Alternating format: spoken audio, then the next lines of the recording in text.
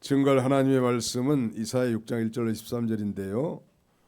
유명한 장이죠. 이사야에서는 제목은 하나님을 만난 자의 소명, 하나님을 만난 자의 소명, The calling of someone who has met God. 하나님을 만난 사람의 부르심, 즉 소명에 대해서 증거하고자 합니다. 제목을 한번 따라서 봅시다. 하나님을 만난 자의 소명. 소명교회라는 교회 이름이 있는데, 소명이라는 말은 영어로는 calling, 부르심 그런 뜻이거든요. 넓은 의미에서 오늘 저와 여러분들은 모두가 다 하나님의 부르심을 받은 자이고, 또 소명을 받은 자이고, 또 더 나아가서는 이 사명을 받은 자라고 할 수 있겠습니다. 이사야서는 다른 선지서와 같이 그 구성면에서 약간 차이가 있는데, 말씀드리고자 하는 것은 보통 뭐 에레미야서라든지 뭐 아모스서를 보면 자신이 어떻게 하나님 앞에 부름을 받았다는 소명장이 1장에 돼 있는데, 이사야서는 6장에 와서야 자신이 하나님 앞에 어떻게 부름을 받았고 이 소명을 감당하고 있는지를 기록하고 있습니다. 아마 그것은 이스라엘 백성들 향한 하나님의 그 심판의 메시지가 너무너무 중요한 문제였기 때문에 먼저 이 긴박한 문제부터 언급하면서 이 증거하기 이함일 것으로 서려됩니다. 이 하나님을 만난 자의 소명, 우린 이사야 6장을 통해서 이사야의 3대 발견이라는 제목으로 아마 기가 닳도록 많이 말씀을 들으셨을 거예요. 그것은 뭐 잘 기억하는 것처럼 첫째는 하나님 발견, 두 번째는 자기 발견, 그리고 마지막 세 번째는 사명 발견. 하나님을 발견하고 자기가 어떤 존재인지를 발견한 사람은 내가 무엇을 해야 될지 사명을 깨닫고 발견하게 됩니다. 오늘 이 저녁에 참여한 여러분들도 뭐 이 세상에서 우리가 일을 하지만 우리의 메인 잡, 우리의 주된 사명은 결국 복음을 증거하고 하나님 나라를 전파하며 하나님 나라 건설을 위해서 이바지하는 것이 우리의 사명입니다. 이 일을 위해서 하나님은 돈도 주고 건강도 주고 환경도 열어주시고 좋은 사람도 만나게 해주시고 사업도 성공되게 해주시고 건강한 몸으로 회복시켜 주시기도 하시죠. 그러므로 이 사명을 잊지 말아야 합니다. 먼저 1절로 4절까지는 하나님 발견에 대해서 이사야 선지자가 하나님을 발견 어떻게 했는가, 그 다음에 5절로 7절까지는 자기를 발견하는 것에 대해서, 그리고 8절로 10절까지는 이 사명을 발견하는 것에 대해서, 그리고 마지막 이제 11절로 13절은 환난 중에 하나님의 뜻을 밝히 깨달은 내용을 언급하고 있습니다. 마지막은 좀 기억하지 않으더라도 아무튼 하나님 발견, 자기 발견, 사명 발견. 따라서 합시다. 하나님 발견, 자기 발견, 사명 발견. 네, 저는 직장에 다니면서 이 사명을 발견하게 됐습니다. 뭐 결혼해서 이제 직장에 들어가 가지고 촌에서 뭐 대기업에 들어갔다고 말이요, 소문이 나가지고 잔치를 벌였는데, 하나님은 직장에 들어간 지 1년 만에 사명을 깨닫게 되는 거예요. 제가 놀라운 이 구속의 은혜와 함께. 그래서 자주 제가 언급합니다만, 이 비둘기의 마음은 항상 맛있는 콩밭에 있는 것처럼 항상 교회의 마음이 있는 거예요. 그래서 직장 끝나면 교회로 출근해. 그래서 내가 가진 모든 걸 다 하나님 앞에 다 드려야 되겠다 하는 그런 마음이 누가 시켜서가 아니고 그런 마음이 자연 발생적으로 들더라고. 왜냐하면 또 나는 어려서부터 교회를 다녔는데 좀 종교인의 생활을 했다고 할 수 있겠죠. 그러다가 이제 인격적 체험적으로 하나님을 발견하고 보니까 내 자신이 얼마나 비참하고 못된 죄인인가를 깨닫게 됐고, 그 모든 그 죄악에서 하나님이 나를 구원해 주셨더라고. 이걸 성령께서 깨달아지게 하고 믿어지게 하니까 내가 이제 여기 뭐 직장에서도 이제 뭐 소문이 많이 났더라고. 이제 저 사람은 이제 예수 환자, 예수쟁이다 이거야. 말하자면 약간 맛이 간 사람 정도로 이제. 그래도 참 감사한 게 그 직급이 높은 사람들도 자신의 그 인생 상담이나 고민이 있으면 나를 불러. 그때는 제가 대리였거든요. 그래서 내가 만난 하나님을 소개하고 어떻게 사는 것이 가치가 있는지 설명을 해주곤 했습니다. 자기 부인은 교회 집사고 권사인데 자기는 부인 따라서 끌려가긴 하지만 참 재미없다고, 뭔 재미로 교회 가는지 모르겠다고 그러면서 은근히 자기 부인을 비난하면서 동정을 구하는 분들도 계시고. 아무튼 놀라운 사실은 이제 제가 직장 생활 1년 만에 소명을 발견해가지고 그 뒤로도 한 8년 정도 직장 생활하다가 하나님이 이제 감동을 주셔서 서울로 가야 되겠다. 그래서 신청을 했습니다. 저를 좀 서울로 보내달라고. 왜 서울로 가려고 하냐면 난 좀 성경이 좀 둔한데 주경야독해서 저녁에 성경을 좀 잘 배우고 싶으니 나를 서울로 보내달라고. 미친놈의 소리지 말하자면 현대중공업은 차라리 퇴사하고 다른 회사 가는 게 편하지, 현대중공업 울산에서 서울로 오는 것은 더 어려운 일이에요. 울산에 한 3만 5천 명 되는데 서울에는 고작 한 150명 정도밖에 안 되거든요. 그러니까 울산에서 일하는 분들 가운데 서울 중역들도 얼마나 많은데 요 피리만 난 사람이 와가지고 자기를 서울로 보내달라 한다는 말. 근데 나는 꿈이 있잖아요. 이 신학교 공부를 해서 복음을 전할 그런 꿈. 이거 누가 기뻐하시겠어요? 하나님이 기뻐하시니까 그 길을 열어주시겠어요? 안 열어주시겠어요? 아무튼 희한한 방법으로 열어주시더라고. 나는 그 하나님이 그렇게 인도하셨다고 지금도 믿고 그때도 확신했습니다. 그리고 이제 주경야독을 하는데 한 5시쯤 되면 나보고 빨리 학교 가라고, 태초에 그 윗사람부터 빨리 학교 가서 가라고.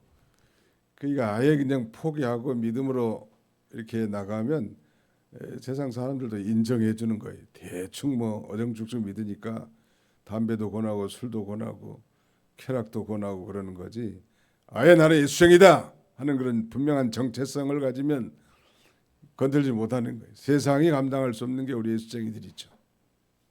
아무튼 본문과 좀 거리가 떨어져 있지만 이사야의 그 소명, 즉 하나님을 만난 이사야의 그 소명을 통해서 이사야가 하나님을 발견했는데 어떻게 발견하는가 하면, 이사야가 사역하던 시대는 그게 주전 한 790년에서 한 739년 사이인데, 이제 아마 739년에 당시에 유다 나라를 다스린 이 우시야 왕이 죽는 해입니다.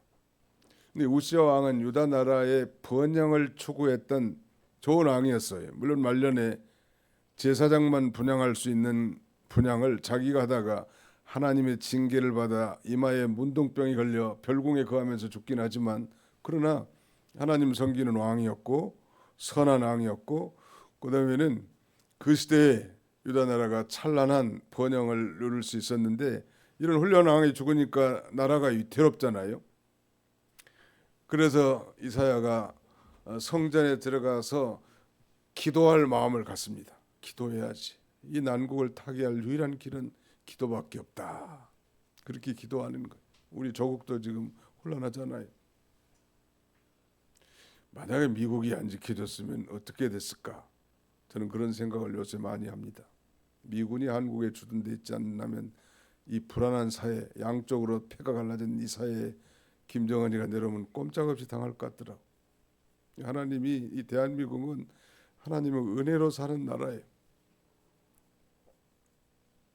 그래서 이 국난에 처한 이 조국 간성을 위해서 그는 하나님 앞에 기도하기에 성전에 들어갑니다.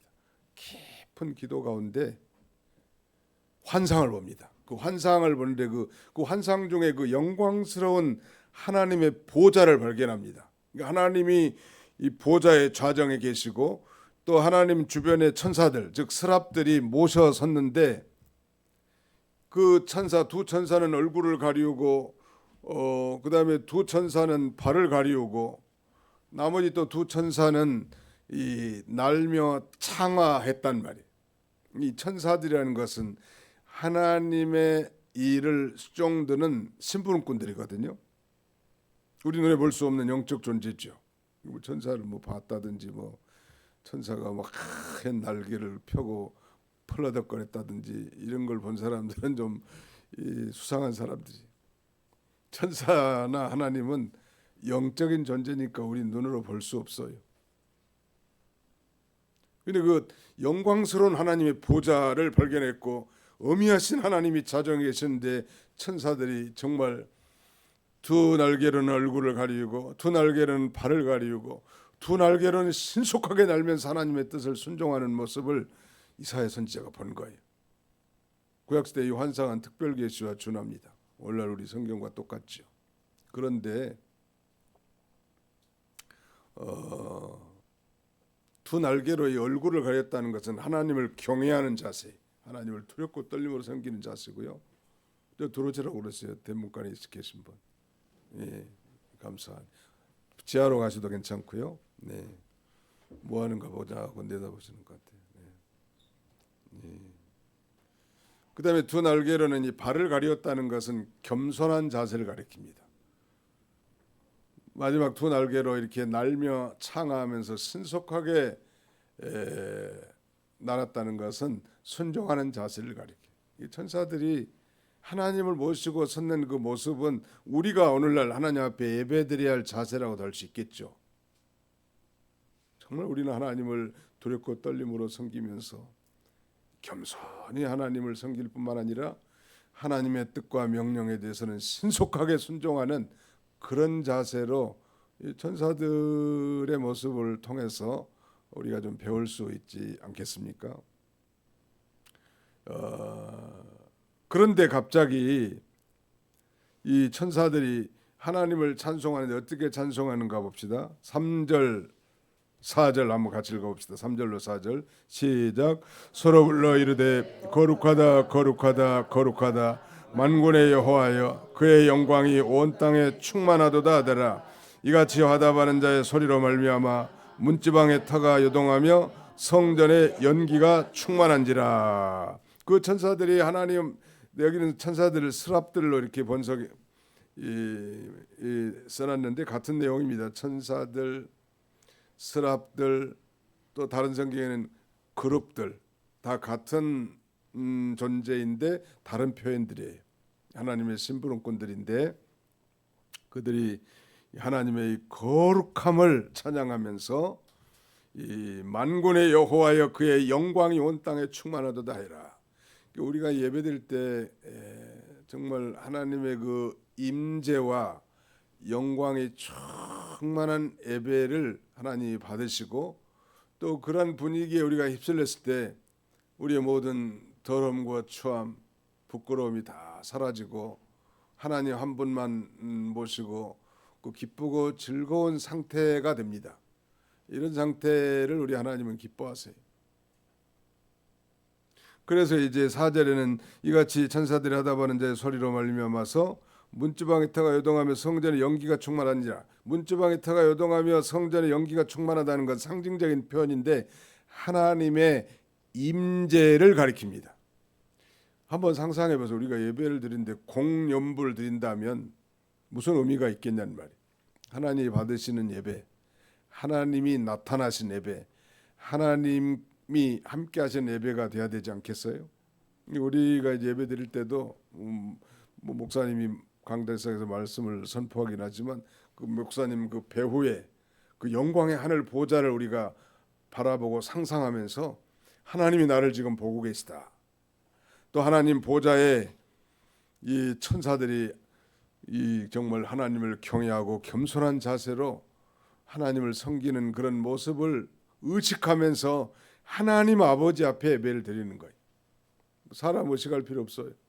우리가 하나님 앞에 대중 목욕탕을 가는 그런 심정으로 적나라한 모습으로 하나님 앞에 서서 자신의 죄를 회개하고 하나님의 은혜를 덧입기를 사모하면서 신령과 진정으로 예배드릴 때 하나님 받으시고 하나님의 임재와 영광이 충만한 예배. 제 아들이 이제 중국에서 고등학교, 대학교를 공부를 했는데 일찍 취직을 했는데 어디를 취직했는가 하면 현대중공업을 취직한 거야. 지 애비가 퇴사한. 예, 그때는 나보고 미친놈이라고 하더라고. 왜 좋은 직장을 놔도 그때 당시에는 그랬어요. 나는 전혀 미치지 않았거든요. 근데 그 아들을 통해서 그 보상해주는 그런 걸 제가 좀 느꼈어요. 그래서 그래도 이제 대학을 졸업하고 현대중공업에 들어갔는데 저하고 같이 근무했던 그 직원들을 만났다는 거기서 중국에서. 그래서 내가 네 돌 때 너희 집에 가가지고 돌잔치 했는데 네가 벌써 이렇게 커가지고 회사에 들어왔다고 그렇게 말하면서 너도 네가 아버지처럼 설마 목사가 되는 건 아니지? 그랬다고 하는 후문이 있어요. 난 그걸 생각해서 하나님은 이 귀한 것을 버리고 희생하면 하나님 반드시 그 이상의 것으로 보상해 주시고요, 축복해 주세요. 많은 목사님들의 그 자녀들이 목사님들은 가난하고 힘들게 목회하지만 그 후손들이 강성하고 복받은 일들은 너무너무 많더라고. 제 주변에 많은 목사님들을 봐도요. 그건 아마 불쌍히 여겨서 그렇게 하신 것 같아요. 우리 석진권 목사님이나 우리 사모님, 양수영 사모님 걱정하지 마라. 아들 셋 있는 엄마가 참 불행하긴 하지만 다 잘되게 할 거라고 하나님. 아멘. 예, 잘되게 할 거라고. 하나님은 원래 본심이 잘되게 하려는 게 본심이 하나님은. 뭐 사람처럼 그렇게 막 악담을 하고 뭐 저주를 하고 뭐 못된 마음 가진 분이 아니야. 하나님 본심은 선하시고 본심이 좋으신 분이에요. 사람들 그러잖아요. 기도할 때 좋으신 하나님 이렇게 시작하는 분도 많아요. 좋으신 분. 아무튼 각설하고 거두절미하고 바로 이사야가 하나님을 발견하게 된 거예요. 하나님을 발견하고 보니까 자신이 얼마나 비참하고 더럽고 추악한가를 발견합니다. 여러분, 밝은 빛 가운데에서는 머리카락 하나도 보이잖아요. 그런 원리와 같아요. 이 광명하신 하나님을 발견하고 보니까 내 인생이 너무 초라하고 죄 많고 허물 많고 화를 당할 수밖에 없는 비참한 존재라는 사실을 깨닫게 됩니다. 거기 우리 한번 읽어보실까요? 예, 5절을 같이 한번 읽어봅시다. 5절 시작. 그때 내가 말하되 화로다 나여 망하게 되었도다. 나는 입술이 부정한 사람이요 나는 입술이 부정한 백성 중에 거주하면서 만군의 여호와이신 왕을 배웠음이로다 했더라. 그때 내가 말하되 화로다 나여. 화를 내가 당하게 생겼다. 왜? 그때 당시에 하나님을 본 사람 다 죽게 돼 있거든요. 죽음을 면치 못한단 말이에요. 나는 입술이 부정한 사람이요 나는 입술이 부정한 백성 중에 거하면서 만군의 여호와이신 왕을 배웠음이로다. 그렇게 지금 고백합니다. 이사야는 거룩하신 하나님 앞에서 이제 자신의 죄를 깨닫게 된 것입니다. 하나님을 발견하고 자신을 발견한 거 참 복된 자죠. 세상에서 교만하게 사는 사람들은 자기가 최고인 줄 알고 떵떵거리면서 살지만 얼마나 우리 인간이 되지 못했는지. 인간 아담의 후손으로 태어난 우리 인간은요, 어제는 잠깐 언급했지만 의인은 없나니 하나도 없으며 선을 행하는 자도 아주 없고라고 말합니다. 소위 전적 부패하고 전적 무능력한 상태로 태어납니다. 모든 사람이 죄를 범하였음에 하나님의 영광에 이르지 못하더니라고 말씀하잖아요. 그런 상태로 출생하는 것. 바로 이사야가 그걸 발견하는 거예요. 화로다 나야 망하게 되었도다. 나는 입술이 부정한 자 같아서 이 입술이 부정한 백성 중에 거주하면서 만군의 여호와이신 거룩하신 하나님을 뵀음이로다. 그렇게 말하는 거예요. 입술이 부정하다는 것은 뭐 입술만 뭐 부정한 것이 아니고 그 전체가 부정하다는 고백이에요. 이 부정한 게 다 입 속에서 다 입을 통해서 나오잖아요. 속에서 나온 게 더러운 게 온갖 간음, 살인, 도둑질 모든 게 다 이 입을 통해서 속에서 더러운 게 사실 입으로 들어가는 건 다 깨끗해. 손 안 씻고 음식 먹는 것이 중요한 게 아니고 속에서 더러운 게 나와서 다른 사람들을 더럽게 한단 말이야. 이렇게 단식하는 거.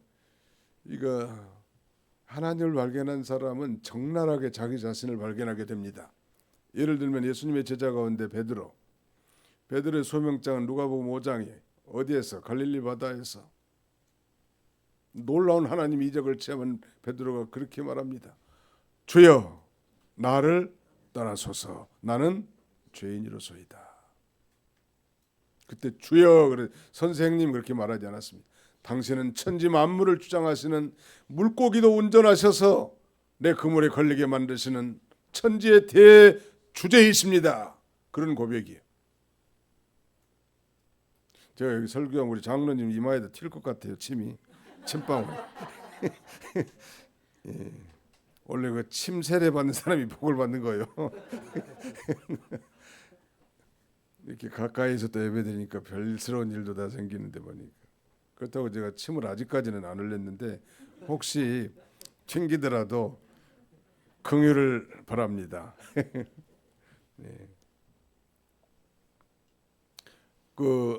사도 바울도 그렇게 말합니다.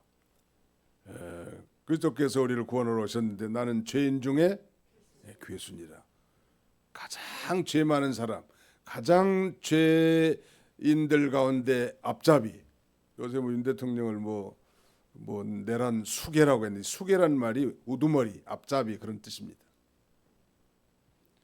바로 바울은 자기가 죄인들의 수괴라는 거예요. 죄인들의 우두머리. 죄가 제일 많다는 거예요. 하나님을 발견한 사람 보면 자신들이 얼마나 죄 많은 인생이고 죄인 중에 괴수고 죄인이라는 것을 확실하게 깨닫게 됩니다. 이게 중요합니다. 자기가 좀 괜찮고 의인이고 선한 사람이고 이렇게 생각하는 사람은 예수님하고 아무 상관없죠. 왜? 예수님이 그렇게 말씀하시잖아요. 내가 건강한 자에게는 의원이 쓸데없고 병든 자에게나 쓸데있나니 내가 의인을 부르러 온 것이 아니라 죄인을 불러 회개시키러 왔노라. 자기가 죄인인도 모르는데 어떻게 암이 걸려가지고 지금 암덩어리가 퍼져서 이제 이 유한한 생명을 살 수밖에 없는 사람인데 이걸 어떻게든 배를 갈라서 그 암덩어리를 제거해야 살 길이 열렸는데 나는 괜찮다고 그러면서 단방약이나 먹고 머크럼이나 배에다 바르고 그래서 해결될 문제는 아니잖아요. 우리 성순이 권사님이 지금 대장암 말기야. 그래서 치료를 해야 근본적인 문제가 해결됐지만 그 연세가 너무 많으니까 그 항암 치료 견디기가 어렵습니다. 그래서 저분이 금년에 천당 갈지 다음 달에 천당 갈지 내년에 가실지 알 수 없는 분이. 그분 원래 희숙이 양보다 더 생명을 많이 연장받은 분이긴 하지만 하루하루 사는 게 하나님 은혜인데 자기는 천당 갈 때까지 새벽 기도를 하겠다는 거 아니에요. 대단하신 분이에요. 이정숙 권사님 림프종 혈액암을 달고 있는 분이에요. 그래도 하루하루 어지럽고 힘들어도 어떻게든지 교회 나오려고 요새는 딸까지 같이 데리고 오시더라고요. 그런 분이 많아요. 암 수술하고 가려진 우리 형제 자매들 많습니다. 근본 원인을 알아야 수술을 하고 치료하고 소생할 수 있는 것처럼 우리 죄의 문제도 마찬가지. 죄의 암덩어리가 우리에게 있는데 도덕 훈련, 윤리적 강론 백날 들어서 뭐가 문제냐는 말이에요. 내가 죄인인 걸 깨닫고 그 죄의 암덩어리를 제거해 주실 유일한 분은 누구시다? 예수님이시잖아. 예수님이 이를 위해서 오셨고, 그러니까 이사야 선지자 소망이 있는 거죠. 하나님을 발견했고 자기가 어떤 잔재를 깨달았는데 놀라운 순간 이런 역사가 나타납니다. 6절부터 7절을 같이 한번 읽어보겠습니다. 6절로 7절 시작. 그때 그 스랍 중에 하나가 부젓가락으로 제단에서 집은 바 핀 숯을 손에 가지고 내게로 날아와서 그것을 내 입술에 대며 이르되 보라 이것이 내 입에 닿았으니 내 악이 제하여졌고 내 죄가 사하여졌느니라 하더라. 제단 숯불을 그 중에 그 천사 한 사람이 부젓가락이 원래 그 화로에다 꼽아가지고 그 불을 옮기기도 하고 불을 다듬기도 하고, 제가 어렸을 때만 해도 그 집안에 화로를 품고 있는 어르신들이 계셨잖아요. 거기다 밤도 구워 먹을 수도 있고, 아무튼 불씨를 꺼뜨리지 않기 위해서 노력을 많이 하지요. 근데 이 숯불은 이 번제단에 타는 숯불을 갖다가 부젓가락으로 집어다가 이 말하자면 이사야 입술에 지져버리는 거예요. 환상 중에 이게 지금 환상 중에 그렇단 말이에요. 그러면서 하는 말씀이 이렇게 선언합니다. 7절에 그것을 내 입술에 대며 이르되 보라 이것이 내 입에 닿았으니 내 악이 제하여졌고 내 죄가 사하여졌느니라. 사제의 은총을 선포합니다. 사랑하는 성도 여러분, 이 말씀은 바로 예수 그리스도의 속죄 은총을 예표하는 것입니다. 그러므로 누구든 예수를 자신의 구주로 믿는 사람은 그 예수님의 피로 말미암아 우리의 모든 죄를 깨끗하게 씻음 받았음을 선언하는 행위이죠.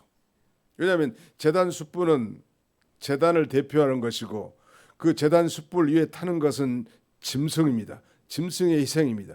그 짐승의 희생이 피를 흘리면서 타고 있다는 것은 곧 그 희생 제물은 예수 그리스도를 상징하는 것이거든요. 그러므로 그 예수 그리스도를 자신의 구주로 믿는 자가 그 모든 죄를 다 용서받고 사죄의 선포를 받게 될 것을 우리에게 가르쳐 줍니다. 자, 이제 하나님을 발견하고 죄의 문제가 해결된 사람은 자동적으로 뭘 발견하게 돼요? 사명을 발견. 제가 이 길을 걸어가게 된 것도 똑같은 과정입니다. 뭐 저같이 못나고 부족한 사람이지만 모든 이 부름받은 하나님의 종들, 넓은 의미에서 여러분들도 다 마찬가지. 하나님을 발견했고 자신을 발견했고 그 사제의 은총을 체험했기 때문에 이제는 누가 뭐라 하지 않아도 새벽기도 가고 싶고 봉사하고 싶고 물질을 들여 헌신하고 싶고 형제를 사랑하고 싶고 이웃사랑을 실천하고 싶고 교회 봉사하는 것이 귀하고 그렇게 자동적으로 그렇게 되지 않습니까? 그 과정이란 말이에요. 사명을 발견하게 됩니다. 자, 거기 또 읽어보실까요? 8절 같이 한번 읽어요. 8절 요절인데요. 8절입니다. 시작. 내가 또 주의 목소리를 들으니 주께서 이르시되 내가 누구를 보내며 누가 우리를 위하여 갈고 하시니 그때 내가 이르되 내가 여기 있나이다 나를 보내소서 했더니, 그때 지금 이 성전에는 혼자 지금 이사야 선지자가 기도하고 있고 환상 가운데 하나님의 보좌를 발견하고 하나님 보좌 우편에 하나님을 섬기는 스랍들이 모셔 섰는 것을 발견했고, 하나님을 발견하고 보니까 자신의 이 더럽고 추악한 모습들을 적나라하게 발견했는데 그때 천사 중 하나가 부젓가락으로 제단에 핀 숯을 갖다 가지고 자기 입에 지지면서 내가 내 모든 죄가 사하여졌느니라. 그 가늠 중에 잡힌 한 여인도 마찬가지였잖아요.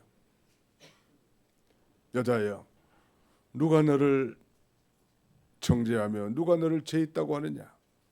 나도 너를 정죄하지 아니하노니 가서 다시는 죄를 짓지 말라. 나도 너를 정죄하지 아니하노니, 정죄라는 건 죄가 있다 이런 말이에요. 너 죄 없다 이 말이에요. 지금 너는 죄 사함을 받았느니라 여인아, 그런 얘기요. 이런 그 사제의 은총을 진실로 믿고 깨달은 사람은 사명을 발견할 수밖에 없는데, 이 지금 성전의 환상 가운데 지금 이 주님의 목소리를 듣습니다. 그 목소리의 내용은 내가 누구를 보내며 누가 우리를 위하여 갈고, 이런 질문에 대해서 이사야가 이렇게 반응합니다. 그때 내가 이르되 내가 여기 있나이다 나를 보내소서. Whom shall I send? 내가 누구를 보내며 and who will go for us? 누가 우리를 위해서 갈고? 이 하나님이 우리라는 복수를 썼는가 하면 하나님은 한 분이시지만 삼위로 계신다고 그랬죠. 성부와 성자와 성령 삼위 하나님. 우리 인간을 창조할 때 이때도 삼위 하나님이 공작에서 만드셨다고 했습니다. 우리의 형상대로 우리의 모양대로 사람을 만들자고. 바로 그 우리라는 건 바로 삼위일체 하나님을 가리킨다고 보는 것입니다. 누가 우리를 위해서 갈고? 사실은 그 성전에는 한 사람밖에 없어. 지금 이사야 누구에게 하는 말이 그러면? 그러니까 하나님이 이사야에게 지금 그렇게 하는 거예요. 하나님이 참 재밌는 분 같아요. 왜냐하면 이사야, 너 이제 나 발견했지? 제 문제도 해결됐지? 또 네 우리 백성에게 가서 복음 전해. 이렇게 안 하고 누가 우리를 위해서 갈고 내가 누구를 보낼꼬? 그때 이사야가 내가 여기 있사오니 Here am I. 내가 여기 있습니다. 나를 보내소서. Send me라고 말합니다. 나를 보내소서. 이게 우리 소명받은 자의 자세, 하나님을 만난 소명받은 자의 자세. 제가 그거 하겠습니다. 제가 그거 하겠습니다. 제가 그렇게 하겠습니다. 여러분, 우리 새 성전 지어지면은 의자를 15개를 기증하겠다는 분 있고, 또 우리 성전 수리하면은 그랜드 피아노를 헌물하겠다는 분이 벌써 나왔어요. 누가 뭐 시킨 것도 아니고 뭐 하라고 하는 것도 전혀 없어. 자기들이 이렇게 하겠대요. 다 은혜 받은 자들의 한결같은 심정이라고 할 수 있겠죠. 앞으로 총회에서도 한번 우리에게 와서 이제 기도도 해주시고 격려도 해주실 거고요. 완성이 되면 한 7월 달쯤에 입당 감사 예배도 한번 드리려고 합니다. 총회적으로. 그래서 하나님 앞에 이 일이 하나님이 계획하셨고 하나님이 이루셨고 하나님이 영광을 받으셔야 될 일이잖아요. 개인의 일이 아니라 자손 대대로 우리 다음 세대를 위해서도 우리가 해야 될 숙제예요. 하나님 앞에 감사 예배 이렇게 드리려고 그렇게 생각을 하고 있습니다. 여러분들도 계속 기도해 주시고요. 참여하는 것.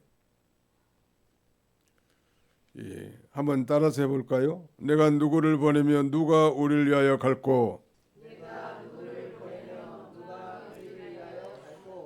내가 여기 있사오니 내가 여기 있나이다 나를 보내소서. 제가 이번에는 질문만 할 테니까 답을 한번 해보세요. 여러분이. 제가 하나님 역할이고 여러분들이 이사의 역할입니다. 내가 누구를 보내며 누가 우리를 위하여 갈고? 어떻게 더듬거리면서 확신 있게 내가 여기 있나이다 나를 보내소서. 그래. 내가 여기 있나이다 나를 보내소서. 그래서 갈 수 있겠습니까? 제가 목회 시작한 지 딱 2년인가 됐는데 어느 날 고정남 목사님 부르더니 당신이 모스크바로 가는 것이 좋겠다는 거예요. 그래서 나는 뭐 하나님의 뜻이면 가겠습니다. 그렇게 생각하고 기도하고 있는데 또 그 다음 날 연락이 와서 누가 자원해서 가겠다는 사람이 하나 나타났다는 거예요. 나는 뭐 자원한 마음은 없었고 솔직히 말하면 그래 가야 된다고만 갈 생각은 언제나 갖고 있었죠. 하나님께서는 하나님이 우리에게 많은 은혜를 베풀어 주시고 우리가 오전에 말씀을 통해서 들은 바처럼 구원의 은혜, 양육의 은혜, 소망의 은혜를 베풀어 주시고 이 선한 일에 열심하는 친백성이 되기를 원하시는 하나님이시죠. 여러분들도 아무튼 정말 인생이 짧은 것 같아요. 우리 그 연세 드신 분들 보니까 나이가 뭐 벌써 뭐 80이 가까운 사람들이 많더라고. 그저께 뭐 허혜자 권사님 뭐 집에서 넘어져가지고 가슴이 찔려가지고 뭐 멍이 벙벙 들어가지고 그렇다고 심판 갔는데 저 양반이 올해 75세나 됐는가 했더니 몇 세예요? 78세요. 내일 모레 80이요. 이 코로나를 지나면서 한 4년 5년이 홀라당 빨리 가는 것 같아요. 좀 내 나이 좀 돌려도 하고 하나님 앞에 좀 호소 좀 해야 될 것 같아 보니까 너무 빨리 지나갔어요. 금방이 우리 세대 이제 금방 은퇴할 거라고요. 그럼 다음 세대가 또 그 일을 감당하겠죠. 정말 짧은 것 같습니다. 옛날 어른들이 뭐 나이가 50면 50km로 가고 시속 60대는 60km 가고 70대는 70km 가고 80대는 80km 간다더니 전혀 틀린 말이 아니에요. 맞는 말 같아. 신속히 가고 모세가 고백한 것처럼 우리가 날아가나이다. 우리 조혜순 사모님 올해 죄송하지 뭐 어떻게 되시나요? 몇 년생이에요 올해? 괜찮으니까 얘기해요. 예? 팔순 넘었죠. 예. 그래 팔순 넘어도 전도하신 분이 저분. 예. 감당할 수 없어. 하나님께서 이 사명을 감당하니 자기 맡은 위치에서 하나님이 주신 은사를 따라 최선을 다하는 거죠. 내가 뭐 다 잘할 수 있는 건 없습니다. 하나님이 특별한 그 은사를 다 주셨고 누구에게나 그 은사가 다 똑같은 것도 아니에요.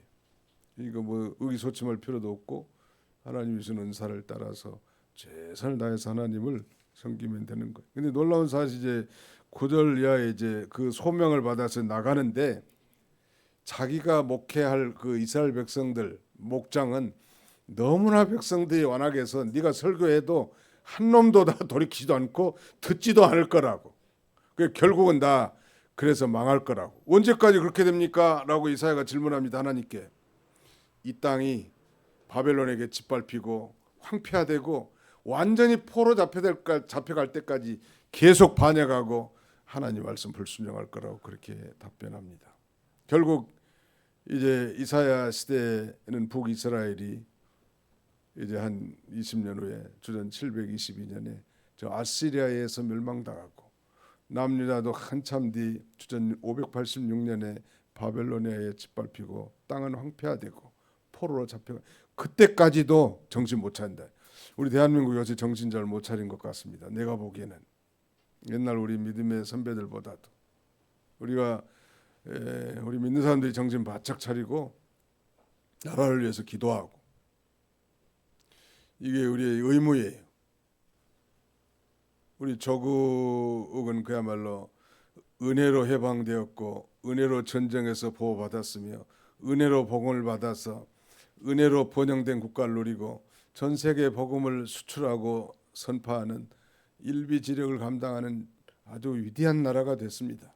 여기에 정말 뜻하지 않는 이런 엄청난 일이 발생해서 국가가 혼란하고 국격이 추락되고 세계에 나가서 뭐라고 말할지 참 암담합니다.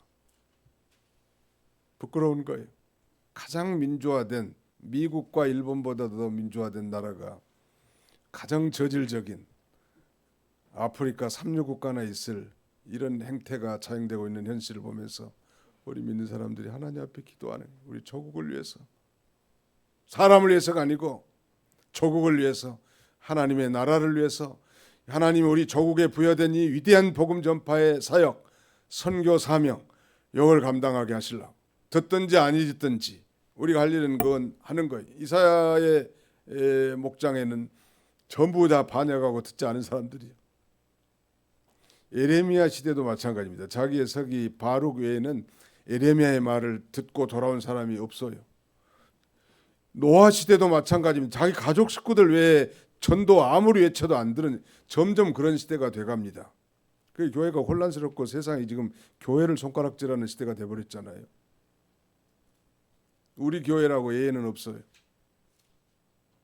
우리는 끝까지 주님 재림할 때까지 순수한 믿음을 가지고 이 교회를 바로 세워나가고 복음을 증거하는 또 자신의 개인의 구원을 이루어나가는 이런 복된 사명을 잘 감당하는 저와 여러분들이 다 되시기를 주님의 이름으로 축원합니다. 거룩하신 하나님 감사합니다. 하나님께서 이 안식일을 기억하여 거룩히 지키라고 하신 주님의 명령을 따라 오늘도 이 저녁에 피곤하지만 주 앞에 달려나와 하나님 앞에 예배하게 하심을 진심으로 감사하고 감사를 드립니다.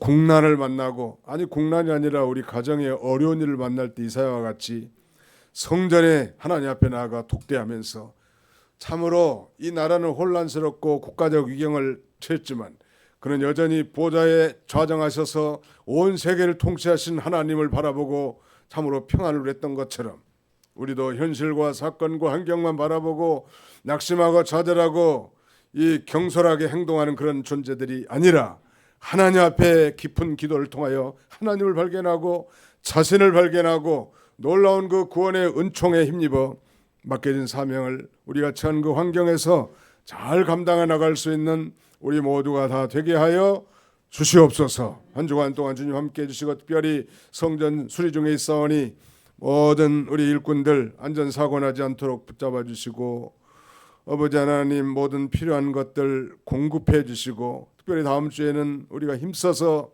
우리 일생일대 하나님 앞에 헌금을 작정하고자 하오니 하나님께서 이 일로 인하여 시험드는 영혼이 한심령도 없게 해주시고 정말로 하나님 앞에 300데나리온이나 되는 향유를 부어드린 마리아와 같은 그런 심정으로 주 앞에 이 일을 감당하여 정말로 우리 하나님 앞에 큰 영광이 돌아가는 귀한 아버지 시간이 되도록 우리 하나님께서 은총을 베풀어 주옵소서.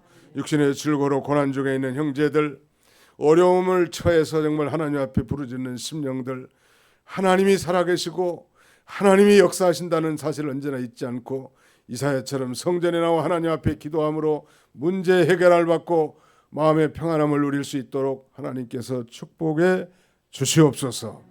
예수님의 이름으로 기도하옵나이다. 아멘.